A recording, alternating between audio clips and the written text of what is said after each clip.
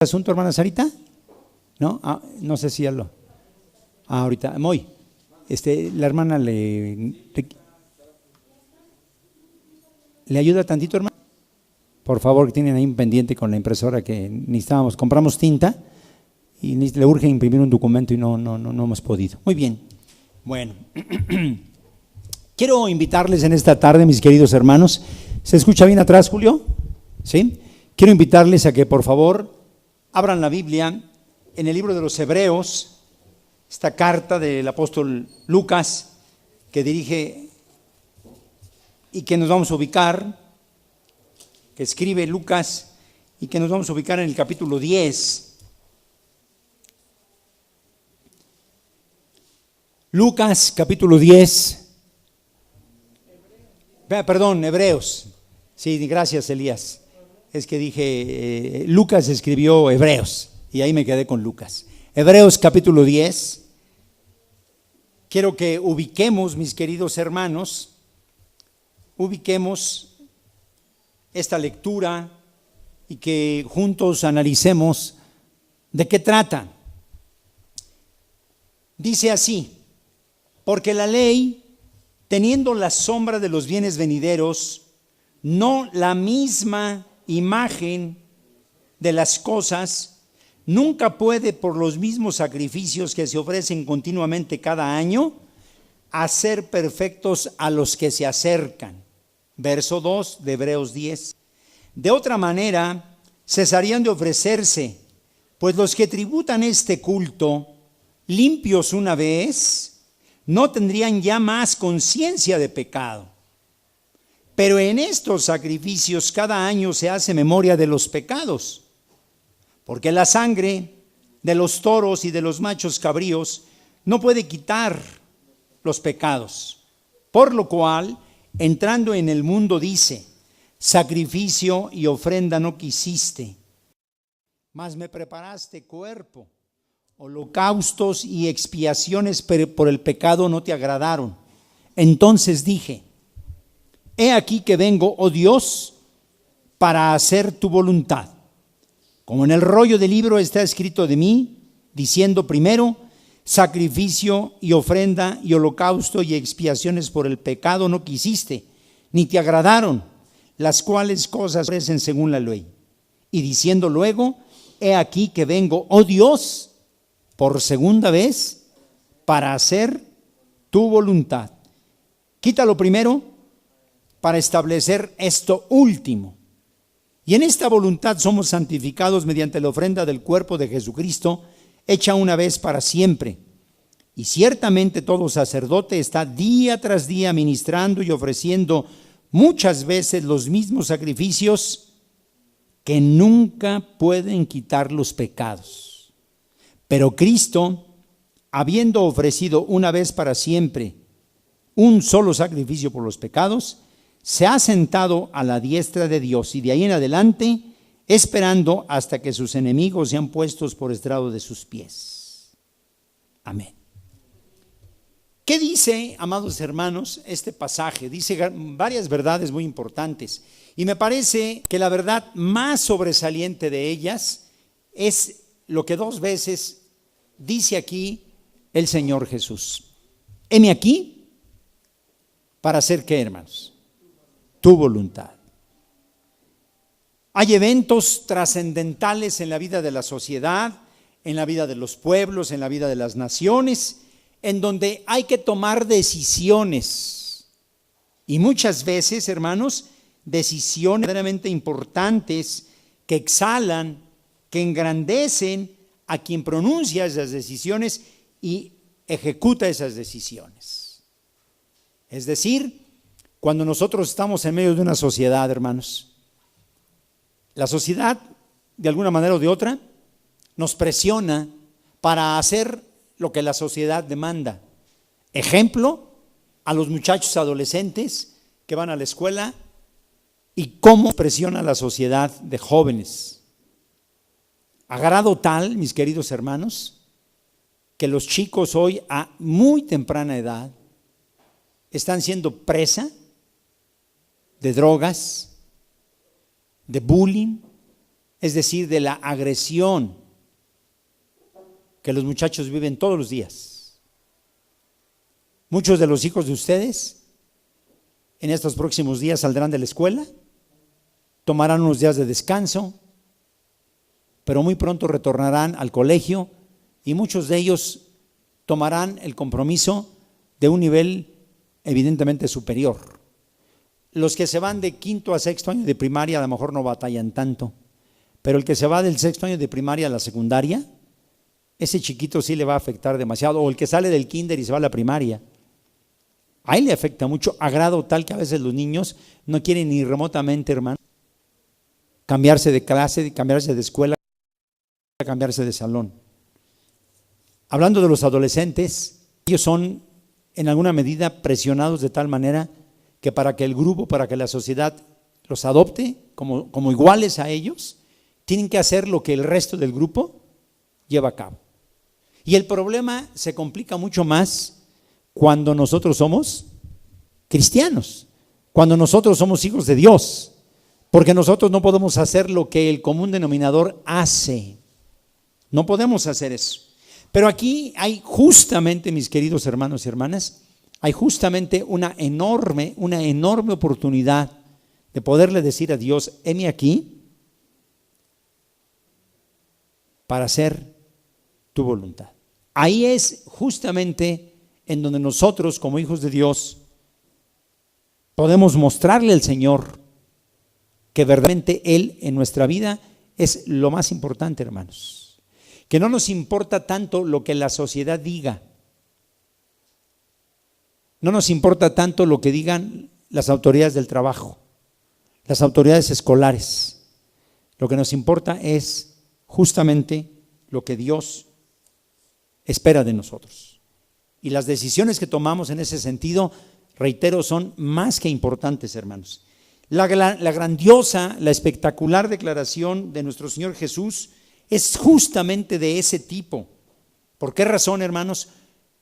¿A qué declaración nos referimos? A la que acabamos de leer aquí. Él hablaba de algo importante, hermanos. Él hablaba justamente de que Él estaba ahí para hacer la voluntad de Dios. ¿Por qué es importante? Porque Jesús mismo nos viene a hablar, en primer lugar, mis queridos hermanos, de la inutilidad de los sacrificios. Jesús en su tiempo sabía que todos esos sacrificios que se hacían constante y permanentemente, no servían absolutamente para nada, hermanos. Para nada servían. Regresemos, por favor, a la carta de Lucas en Hebreos. Y ahora quiero permitirme leerle diferente, hermanos, que estuve comparando anoche en casa.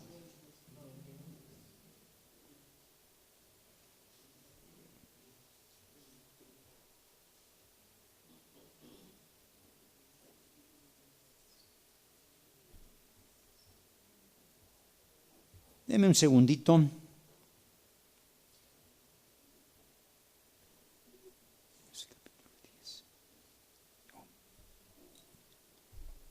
Oh, perdón, estoy abriendo aquí el teléfono. Aquí tengo varias versiones. Aquí está. Hebreos capítulo 10, verso 1. Dice así, mis queridos hermanos: la ley de Moisés es solo una sombra de los bienes futuros y no de la realidad misma de las cosas. Lo primero que declara es que la ley de Moisés, mis queridos hermanos, es una sombra nada más y no es la realidad misma de todo. Por eso, la ley de Moisés es incapaz de hacer perfectos a quienes todos los años sin falta se acercan a ofrecer los mismos sacrificios. Me parece, a mí por lo menos me da muchísima claridad esta lectura, hermanos. Es inútil la ley de Moisés, hermanos. Verso 2: si fuera de otro modo, es decir, si esa ley nos diera la perfección, dice aquí, ya habrían dejado de ofrecerse tales sacrificios, pues quienes los ofrecen una vez limpios, ya no tendrían por qué seguir, ¿qué, hermanos? Sintiéndose culpables. La pregunta es, ¿por qué se sentían culpables después de haber ofrecido un sacrificio? Porque ese sacrificio es inútil. Ese sacrificio no da absolutamente nada, hermanos.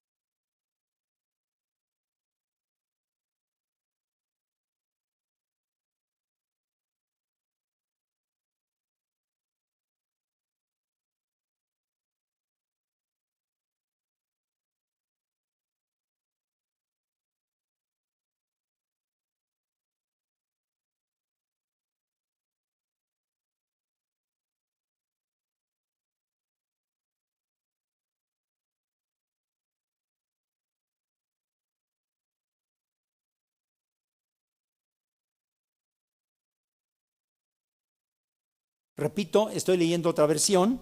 Les recuerdan a ellos que siguen bajo el peso del pecado. Ellos siguen bajo el peso del pecado, hermanos. Por eso tienen esa tremenda necesidad de cada año estar ofreciendo un sacrificio. Que siguen bajo el peso del pecado. Verso 4.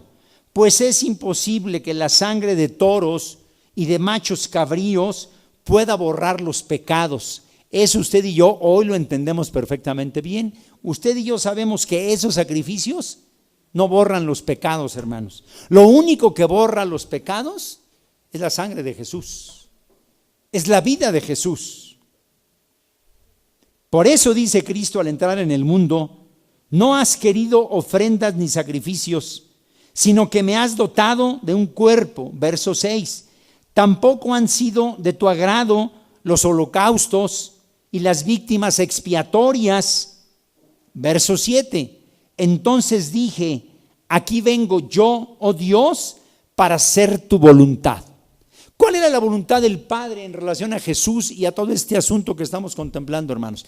Que viniera y muriera por toda la humanidad, y que muriera en la cruz, y que con esa muerte nos hiciera perfectos. Y Jesús de Nazaret lo supo perfectamente bien, y por esa razón, hermanos, Él declaró así: vengo aquí, oh Dios, para hacer tu voluntad. Israel, por desgracia, hermanos, no aprendió esta lección. Si Israel hubiera aprendido esta lección, mis queridos hermanos, a Israel pudo haber leído mejor, pero no le fue así. Por el contrario, lo que Dios en su sabiduría hizo es que abrió la puerta para que nosotros pudiésemos entrar a recibir la misma esperanza que Él nos dio. ¿Qué pasa, Martín? Sí, ¿verdad? Ese pasillo, ¿verdad? A ver, Martín, ayúdanos por favorcito. Y nosotros sigamos acá. Verso 6. Tampoco han sido de tu agrado los holocaustos y las víctimas expiatorias. Y entonces dije: aquí vengo, oh Dios, para hacer tu voluntad, como está escrito acerca de mí en un título de libro.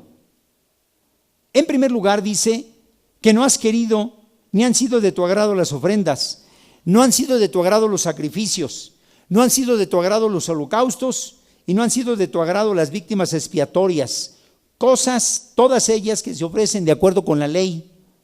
Y a continuación añade: aquí vengo yo para hacer tu voluntad. Con lo que, escuchen bien, deroga la primera disposición y confiere validez a la segunda disposición. Es decir, la primera ley, la ley de Moisés, queda derogada, hermanos. En términos jurídicos, significa que esa ley no sirve, está en desuso, para dar paso únicamente a esta nueva ley. Para hablar en términos concretos en nuestra vida cotidiana, hasta me parece que antes del mes de abril nos conducíamos a través de un programa determinado de Hoy No Circula. Y de repente las autoridades derogaron momentáneamente ese primer programa y ¿qué metieron? Un segundo programa en el cual todos los vehículos, independientemente de su número de placa, íbamos a descansar una semana. Y en ese nuevo programa estaba incluido el momento de la contingencia tremenda que iba a parar a otra clase de vehículos también. Y avisaron que ese segundo programa estaría en vigencia hasta el 30 de junio. Y a partir del 1 de julio se deroga este segundo programa para regresar al primer programa. Así es como las leyes derogan o ponen en acción o en operación otros programas. Y en este sentido, aquella ley de Moisés, vino Dios a través de Jesús y deroga. ¿Por qué razón? Porque ese sacrificio de animales, de holocaustos, al pueblo de Israel no le sirvió mucho, porque el pueblo de Israel, hermanos, no aprendió la lección. Cayó en un estado de conformismo tremendo y se condujo de una manera tan sorprendente que Dios, a través de su Hijo, les dijo en una forma determinante: cansado estoy, allá en el libro de Isaías, de tus sacrificios. No quiero saber más de ellos. Estoy hastiado de esos sacrificios. Si tú sigues en ese plan, llegará un día en que tú voltees hacia el cielo y yo no te voy a mirar, no te voy a escuchar. Y a partir de ahí, lo que hace Dios es abrir la puerta para todos los gentiles y nos permite el acceso, hermanos. Y mediante la sangre de Jesucristo, poder tener plena participación de ese maravilloso regalo. Verso 11, verso 10. Y al haber cumplido Jesucristo la voluntad de Dios, ofreciendo su propio cuerpo una vez por todas, nosotros hemos quedado, ¿qué, hermanos? Consagrados a Dios. Gracias, hermano. Consagrados a Dios. Fíjense bien que al haber aceptado la sangre de Jesús y al haber adoptado ese programa maravilloso para nosotros, ¿qué hace Dios con este pueblo injertado en el pueblo original? Es decir, con nosotros. Dios nos consagra, hermanos. Dios nos aparta, Dios nos separa. Y Dios nos dice que esas promesas que Él dictó para su pueblo de Israel son igualmente para nosotros. Y nos declara que nosotros tenemos la plena libertad de entrar justamente a recibir esas promesas. Verso 11. Cualquier otro sacerdote desempeña cada día su ministerio ofreciendo una y otra vez los mismos sacrificios que son incapaces de borrar definitivamente todos los pecados. Es decir, hermanos, que al considerar usted y yo en esta tarde la inutilidad de los sacrificios de animales, al mirar la terrible sentencia del pecado que estaba por caer sobre la humanidad, y amorosamente y voluntariamente Dios ofrece a su Hijo. ¿Y cuál es la respuesta de su Hijo?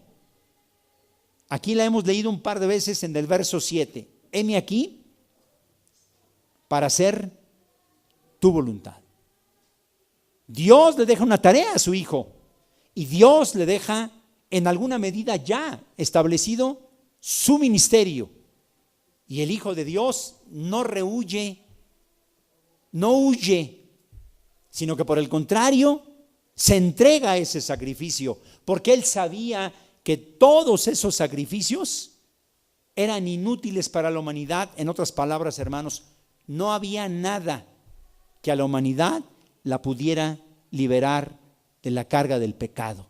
Lo único que podía liberar a la humanidad de la carga del pecado era la sangre preciosa y perfecta de Jesucristo. Aunque, diría yo, hermanos, propias palabras, aunque era inmenso el riesgo de Jesús, por supuesto, en la cruz, aunque era una misión difícil,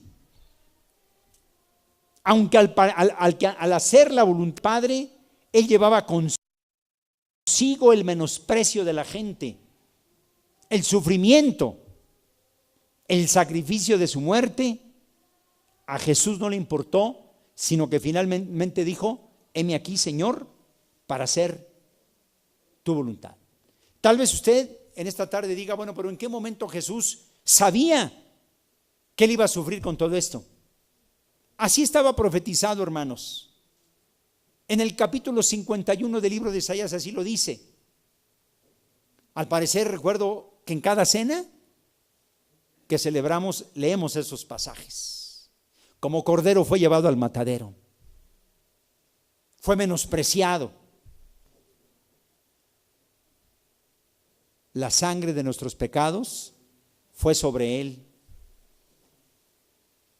y nos burlamos de él.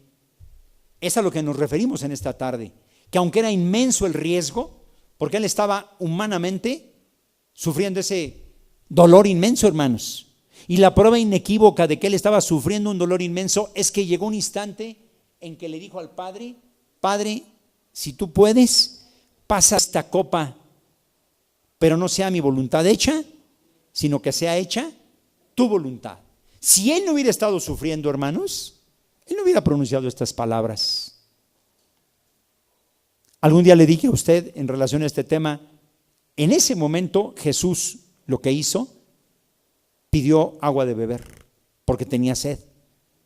Entonces, lo que trato de decir es que como hijo de Dios, era inmenso su poder, pero como humano, él estaba ahí sufriendo. Y cuando digo que también se exponía a la burla, le pido a usted que recuerde por un instante, si no, en ese momento la plebe, la masa que estaba ahí, ¿no se burlaban de Jesús, hermanos? Se reían de él. ¿No acaso alguno le dijo: si es cierto que tú eres hijo de Dios, sálvate a ti mismo? Y Jesús, aún teniendo todo el poder para salvarse, no lo hizo, porque ya le había expresado al Padre: heme aquí para hacer tu voluntad. A él no le importó el menosprecio, hermanos. A él no le importó el sufrimiento. A él no le importó absolutamente nada. A él lo único que le importó es derribar un sistema de sacrificios que él sabía que no servía para nada y que lo único que iba a hacer perfecto de ahí en adelante, el sacrificio único, era el derramamiento de su sangre. No había otra cosa más que esa. En otras palabras, la consigna, la meta y el propósito del Señor Jesús durante su vida celestial y terrena ha sido y es el hacer la voluntad de Dios. ¿Me he explicado, hermanos? Juan capítulo 4, por favor.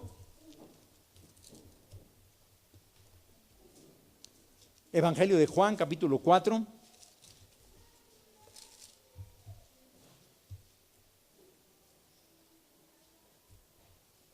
Verso 34.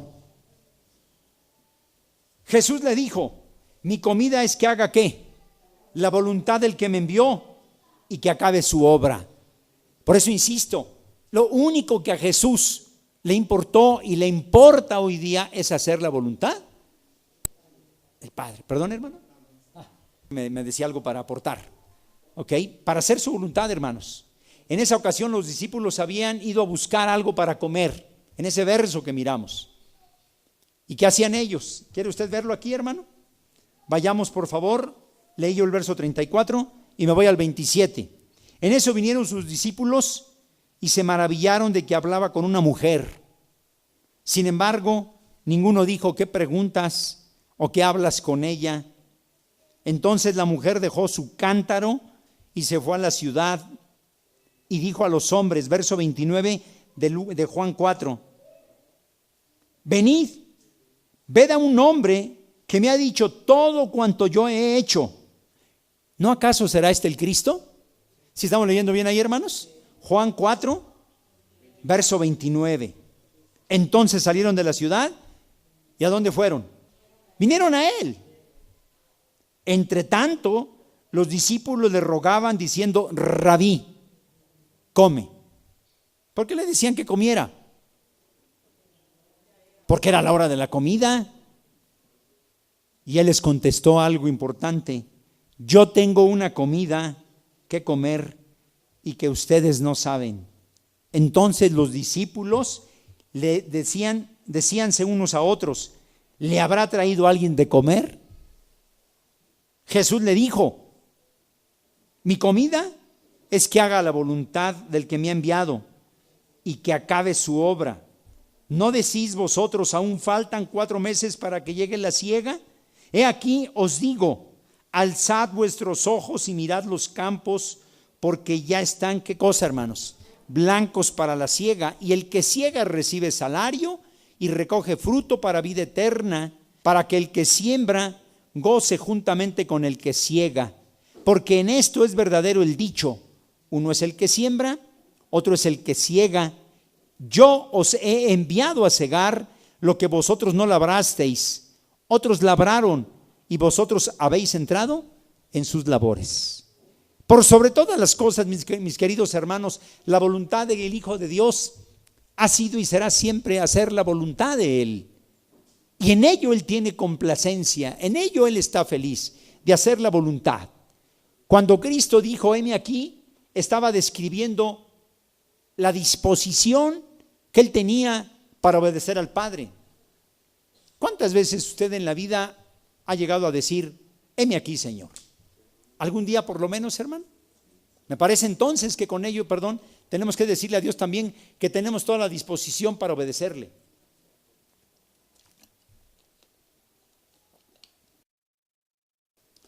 Lo que Cristo estaba diciendo es que voluntariamente Él quería morir por toda la humanidad.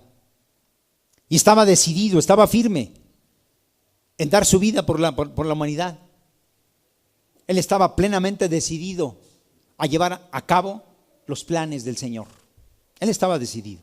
Entonces, en primer lugar, yo le decía a usted, Jesús hizo esto y dijo, heme aquí para hacer tu voluntad, porque estaba plenamente convencido de que esos sacrificios, ¿cómo dije que eran, hermanos? Inútiles. Inútil es algo que no sirve, hermanos. Algo que hay que desechar. En segundo lugar, hermanos, porque él estaba completamente convencido de que su sufrimiento tenía una causa, y esa causa era cumplir la voluntad del Padre. Porque la obediencia de nuestro Señor Jesús involucra penalidades, involucra sufrimiento. Así como usted y yo como cristianos tenemos que entender esto, hermanos. Nosotros decimos, somos hijos de Dios, somos cristianos, y hasta ahí todo está hermoso. Pero también la palabra de Dios nos desafía. ¿Cómo nos desafía? Cuando nos dice, el que quiera venir en pos de mí, caray, ¿no es un camino de sufrimiento, hermano? ¿No es un camino de entrega absoluta? Así estaba decidido el Hijo de Dios a demostrar plena y totalmente que aunque en ese camino que él estaba eligiendo voluntariamente había de encontrarse con penalidades y con sufrimiento, él iba a seguir adelante. Esta mañana nuestro hermano Martín nos hacía ver justamente parte de ese sufrimiento que los apóstoles vivieron. Y es verdaderamente importante, mis queridos hermanos, ver cuando la Escritura dice, yo he sido azotado, hablando Pablo en ese sentido, he sido azotado, he sido vejado, he sido casi muerto, ¿pero qué? Estaba decidido Pablo a seguir adelante siempre, porque al igual que Jesús, hermanos, Pablo estaba convencido que la única manera en que el evangelio podía propagarse era a través del sufrimiento de él. Hoy podemos decir sin temor a equivocarnos, a Dios gracias, que Pablo no cejó en hacer la voluntad de Dios. Siguió adelante. Sufrió penalidades también. Sufrió las consecuencias de sus actos aún antes de conocer a Jesús. Todos recordaban perfectamente y le tenían incluso miedo. Muchos trataron incluso de aprovechar ocasiones para matarlo a él. Y sin embargo, Pablo estaba decidido a morir por la causa de Jesús. Y Jesús estaba decidido a morir por la causa que el Padre estaba estableciendo para borrar los pecados de la humanidad. El profeta Isaías descubre eso, hermanos, que se lo dije recientemente así de memoria, pero quiero ir a la lectura concreta de Isaías 53, hermano. Vaya conmigo, si es tan amable, a Isaías 53. Los muchachos van a poner aquí la lectura.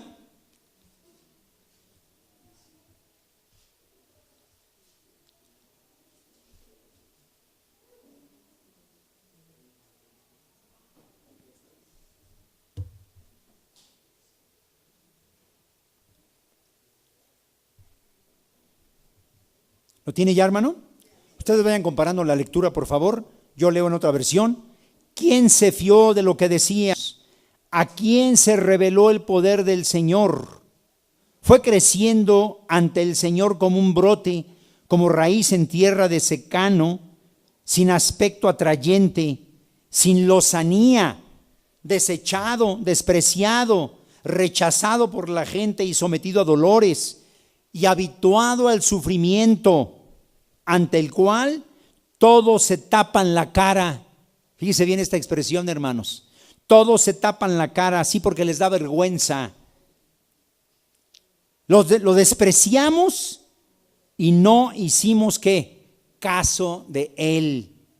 De hecho, cargó con nuestros males, soportó nuestros dolores y pensábamos que era castigado, que era herido por Dios y que era humillado, pero fue herido ¿por qué? Por nuestras faltas, triturado por nuestros pecados y aguantó el castigo que nos salva.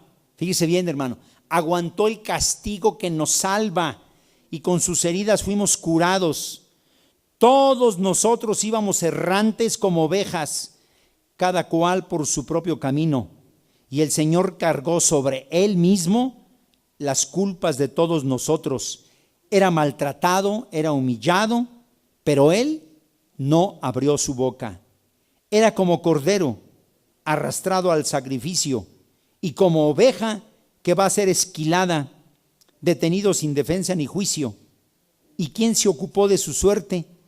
Fue arrancado de la tierra de los vivos, herido fue por la rebeldía de mi pueblo, y dispusieron su tumba entre los malvados. Lo enterraron entre ricos, aunque nunca cometió violencia, ni su boca profirió mentiras. El Señor quiso machacarlo con males, por entregar su vida como ofrenda expiatoria. Verá su descendencia, vivirá por muchos años, por su mano triunfará el designio del Señor. Amén. Me parece que es clarísima esta lectura, hermanos. A él no le importó el sufrimiento. Él estaba más que decidido a sufrir. Y ese sufrimiento, hoy podemos decir terrible, cruel, ese castigo, esa carga de pecado nuestro, esa carga de pecado de la humanidad fue echada sobre él. Lucas 11 dice que el que esté cansado, venga a mí, que yo os lo haré descansar. También nos dice, aprendan de mí, que soy manso y que soy humilde. Eso es la sentencia divina. Los voy a hacer descansar, pero por favor, ustedes aprendan de mí. Es decir, en el fondo, lo que Jesús nos dice, hermanos, que no actuemos como actuó el pueblo de Israel. ¿Se acuerda lo que le dije al principio? Israel no aprendió la lección. No la aprendió, hermanos. Tan no la aprendió que año con año ocurría lo mismo para ellos, hasta que hubo el rechazo divino. Y dijo Dios, esto no puede seguir así. Y entonces, toma, hermanos, perdónenme el ejemplo, la expresión, toma, hermanos, el sacrificio preparado desde antes de la fundación del mundo para enviarlo a la tierra y ponerlo en operación, hermanos, por la vida de nosotros. Me parece entonces que nosotros tenemos que comprender, mis queridos hermanos, que si Israel no quiso aprender esa lección, nosotros sí la tenemos que aprender. Porque ese sufrimiento, insisto, terrible y cruel, ese castigo, esa carga del lado nuestro sobre él, fue algo que, en honor a la verdad, ningún ser humano podía soportar. ¿O sí, hermanos? ¿Por qué lo soportó entonces Jesús? Si ningún ser humano podía soportar ese castigo tan cruento, ¿por qué Jesús sí? Por amor a nosotros, pero por algo más, hermanos, por algo más. Porque obedeció al Padre, efectivamente, y porque Él sabía perfectamente bien cuál era la voluntad del Padre, que muriera en la cruz por la humanidad, porque Dios estaba apiadando de la humanidad, hermanos, y sabía que Él podía soportar por algo específico, porque Él en medio de todo eso tenía el poder del Espíritu Santo, hermanos. El Señor entonces, podemos decir esta tarde, de verdad sufrió por mí. Sufrió por mí. Y tan grande fue su dolor y abandono que Él mismo le rogó al Padre que si fuera posible se quitara de Él esa misión, ese sufrimiento, ese dolor, pero finalmente le dijo que no sea como yo lo quiero hacer, sino que sea hecha tu voluntad. Podemos decir hoy día, bendito sea. Por eso un día algún joven de aquí de la localidad, un día me dijo, a ver hermano, yo no acabo de entender por qué a Jesucristo hay que darle toda la gloria y toda la alabanza. ¿Por qué, hermanos? Simple y sencillamente porque Él se ofrendó a sí mismo, hermanos. Y con su sangre derramada en el Calvario nos da vida y nos da vida en abundancia. Y por algo más, porque Él mismo nos dice, el que quiera ir a mi Padre no lo va a poder hacer si no es a través de mí. Nuestra meta es ir con el Padre, pero nuestro medio es Jesús, es Cristo Jesús. Por eso es importante alabar a Jesús, hermanos, porque si Jesús nos hubiera ofrecido, hermanos, si no hubiera aceptado el sacrificio voluntariamente, ahora sí, viene ese hermoso canto que dice, ¿qué sería de mí si no me hubieras alcanzado? ¿Se comprende esto, hermanos? Pero gracias a Dios, la mano poderosa del Altísimo envía a su Hijo Jesús y muere por nosotros. Y Él sufre todo por amor a usted y por amor a mí. Evangelio de Mateo, capítulo 26, hermano, hermana.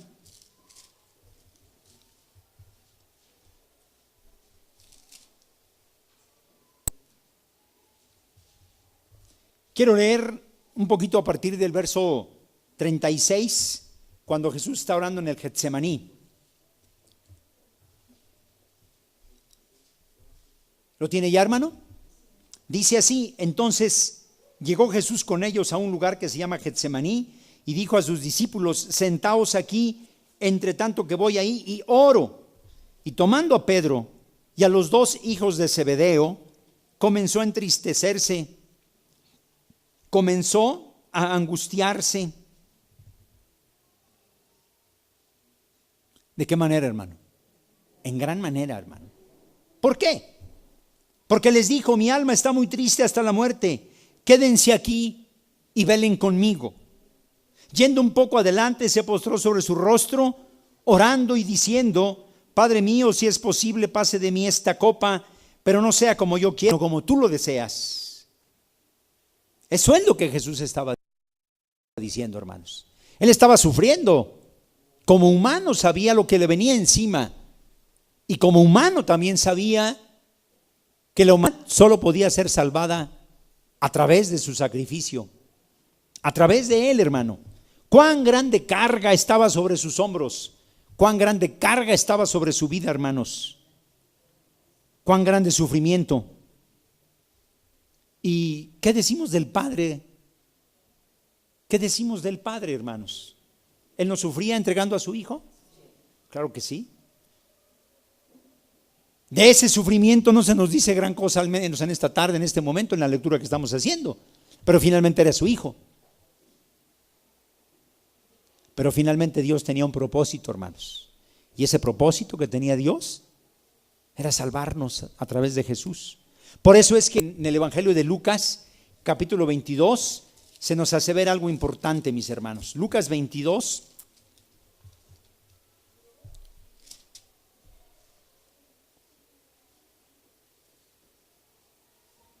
Quiero que vaya conmigo, por favor, desde el verso 39. Dice que saliendo se fue, como solía hacerlo, al monte de los olivos, y sus discípulos también le siguieron. Y cuando llegó a aquel lugar, le dijo: orad para que no entréis en tentación. Sí, Jesús sabía que cuando nosotros nos alejamos de la oración, ¿en qué caemos, hermanos? En graves problemas, en graves situaciones. Esta mañana se nos dijo que Satanás, ¿cuándo está trabajando, hermanos? ¿Cuándo toma vacaciones Satanás? A mí me parece que entre julio y agosto, que hay vacaciones escolares, Satanás también se va a Acapulco. O a Iztapa se irá, hermanos. ¿A dónde se irá? Satanás no descansa, porque anda en medio de la humanidad salvada por Jesús, viendo, observando, como león rugiente, a quien devorar. Él les dijo: los reyes de las naciones se enseñorean de ellas, y los que sobre ellas tienen autoridad son llamados bienhechores. Mas vosotros no así, sino sea el mayor entre vosotros como el más. ¿Me van siguiendo, hermanos? Les dije que Lucas 22. Perdónenme, sí, gracias por corregirme. Les dije 39, ahí estaba orando y ahorita que regresé me fui al verso 24. Saliendo se fue como solía al monte de los olivos, y sus discípulos también le siguieron. Cuando llegó a aquel lugar, les dijo: orad para no entrar en tentación. Ahí nos quedamos. Y él se apartó de ellos a distancia, como a un tiro de piedra, y puesto de rodillas, ¿qué hizo? Oró y dijo: Padre, si quieres, pasa de mí esta copa, pero no se haga mi voluntad, sino la tuya. Y observe el verso siguiente, obsérvelo bien. Y se le apareció, ¿qué cosa, hermanos? Un ángel del cielo para fortalecerle. Y el verso 44, y estando en agonía, oraba ¿qué?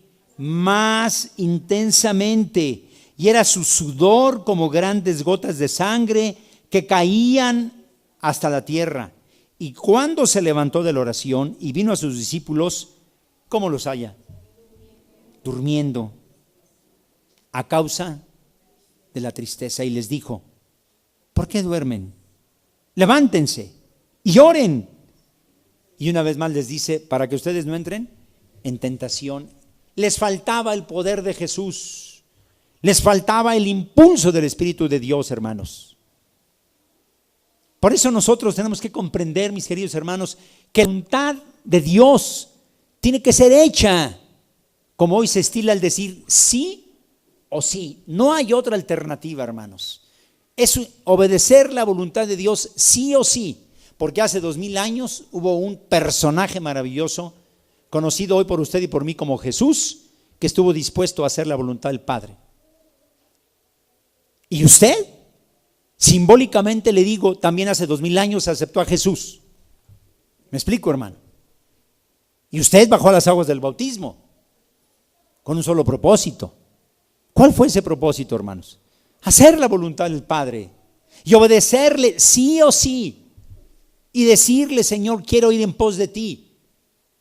Y Él nos dijo: ¿quieres venir en pos de mí? Entonces es importante que te niegues a ti mismo y que luches por hacer lo correcto y que luches perfectamente para hacer la voluntad del Padre. Y yo le pregunto en esta tarde, hermano, ¿Jesús obtuvo beneficios por haber hecho la voluntad de su Padre?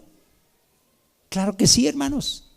¿Cuál fue el principal beneficio, si lo podemos llamar de esta manera, hermanos? Que el Padre lo glorificó. Primero lo resucita. Primero que nada, hermanos, muere y lo resucita. Y luego lo glorifica. Y lo lleva al lado de Él, de donde vino. ¿Y qué lugar le da, hermanos? Lo pone a la diestra, como su segundo de a bordo, valga la expresión, hermanos. Perdónenme la expresión. Y le da una tarea maravillosa: interceder por nosotros y velar por nuestra vida y quitarnos la venda de nuestros ojos para que las cosas cara a cara. Porque la Escritura dice que lo que hoy vemos es apenas una sombra de lo porvenir. Regresemos, por favor, al libro de Lucas, de Hebreos. capítulo 10.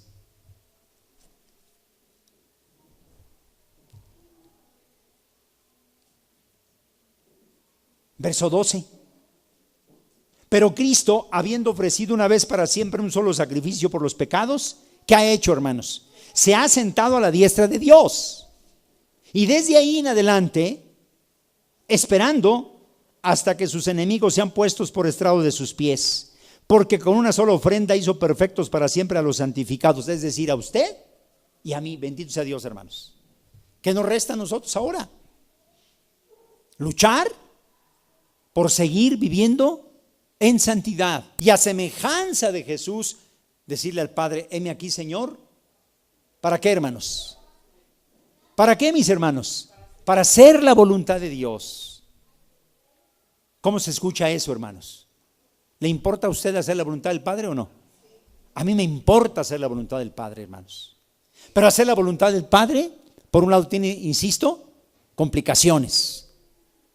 Por tercera vez lo digo, porque el que quiera venir en pos de mí, niéguese a sí mismo. Esta mañana hablamos acerca del sábado, y para todas las mujeres fui, espero, lo suficientemente claro, que el sábado es para adorar a Dios.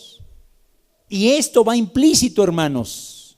El que quiera venir en pos de mí, niéguese a sí mismo y deje todas sus actividades y conságrese a Dios. Y una manera de consagrarse es dejar los trabajos nuestros y alabar al Señor, hermanos.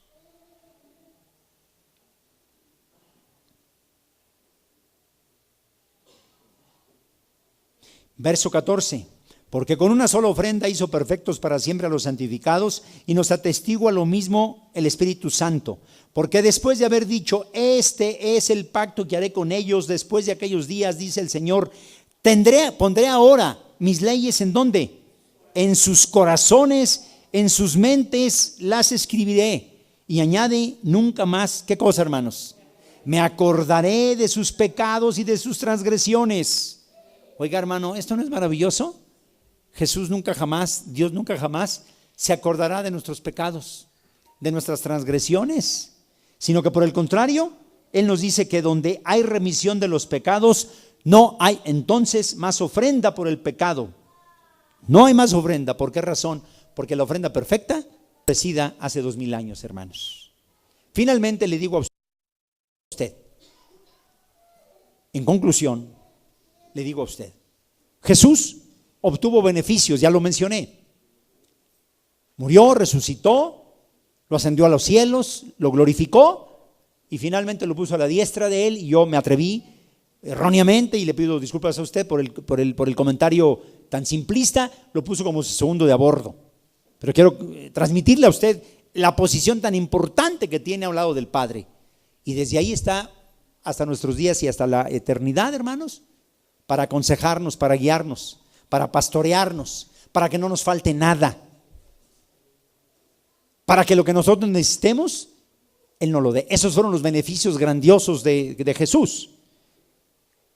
Tan perfecto y tan maravilloso fue precisamente, hermanos, su persona, que usted recuerda perfectamente bien el capítulo 2 del libro de Filipenses, de los versos 5 en adelante. Qué forma tan maravillosa dice esa parte de la Escritura. ¿La tiene usted a la mano? Filipenses capítulo 2, lea por favor, hermano, del verso 5 en adelante. Por tanto, si hay alguna consolación en Cristo, algún consuelo de amor, si alguna comunión del Espíritu, si algún afecto entrañable y si alguna misericordia, completad mi gozo siendo lo mismo, teniendo el mismo amor, unánimes, siendo una misma cosa. Nada hagáis por contienda o por vanagloria, antes bien con humildad, estimados cada uno a los demás como superiores a él mismo, no mirando cada uno por lo suyo propio, sino cada cual también por los de los otros. Haya pues en vosotros este sentir que hubo también en Cristo Jesús. ¿Del 1 al 5? Del 1 al 11 le dije. Perdón. El cual, siendo forma de Dios, no estimó el ser igual a Dios como cosa a que aferrarse, sino que se despojó a sí mismo, tomando forma de siervo, hecho semejante a los hombres, y estando en la condición de hombre, se humilló a sí mismo, haciéndose obediente hasta la muerte y muerte de cruz, por lo cual Dios también lo exaltó y hasta lo sumo, y le dio un nombre que es sobre todo nombre, para que en el nombre de Jesús se doble toda rodilla, de los que están en los cielos y en la tierra, debajo de la tierra, y toda lengua confiese que Jesucristo es el Señor, para gloria de Dios Padre. Amén. Gracias, hermano. ¿Qué tenemos que hacer nosotros ahora? Obedecer plenamente, hermanos. ¿Qué lograremos si obedecemos plenamente a Dios? Así como Jesús obtuvo beneficios, nosotros también. Primer beneficio, al hacerlo, vamos a ser santificados, hermanos. Dios nos aparta, Dios nos santifica, nos aparta del pecado y nos da una mejor vida. En segundo lugar, mis queridos hermanos, Dios nos perfecciona. Así lo dice el verso 14 de Hebreos 10. Porque con una sola ofrenda hizo ¿qué? Perfectos para siempre a los santificados. Aquí está, hermanos, nos perfecciona, nos santifica. En tercer lugar, nos da acceso directo al Padre. Ya le citaba a usted hace un momento, yo soy la puerta, dice Jesús. Yo soy el camino, yo soy la verdad, yo soy la luz. Él es todo eso para llevarnos al Padre. Anteriormente a ese sacrificio, recuérdelo usted muy bien, el acceso a la presencia de Dios estaba impedido al pueblo, ¿sí o no? Ni siquiera, hermanos, ni siquiera los sacerdotes tenían acceso directo. Solamente ¿quién, hermanos? El sumo sacerdote. Y era tan imperfecto ese sacrificio que antes que nada, él tenía que ofrecer ¿qué? Sacrificios por él. Y una vez limpio, entonces podía ofrecer sacrificios por el resto de la humanidad. Con Jesús no pasa eso, hermanos. Él nos da el acceso directo al Padre. Vea aquí mismo, le decía en Hebreos capítulo 10, quiero leer, hermano, quiero seguir la lectura. Verso 18, pues donde hay remisión de pecados, no hay más ofrenda por el pecado. Así que, hermanos, teniendo libertad para entrar en el lugar santísimo por la sangre de Jesús, por el camino nuevo y vivo que Él nos abrió a través del velo, esto es de su carne, verso 21, y teniendo un gran sacerdote sobre la casa de Dios. ¿Cuál es la invitación, hermanos? Acerquémonos con corazón sincero, en plena certidumbre de fe, purificados los corazones de mala conciencia y lavados los cuerpos con agua pura, mantengamos firme, sin fluctuar, la profesión de nuestra esperanza, porque fiel es el que prometió. Acerquémonos a Dios, acerquémonos a Él y finalmente, mis hermanos, hagamos la voluntad de Dios. Que Dios les bendiga, hermanos.